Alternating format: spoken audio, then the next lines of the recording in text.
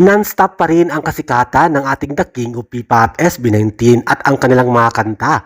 Ito nga, namamayagpag ang kanilang mga kantang Visa at Mapa sa TikTok.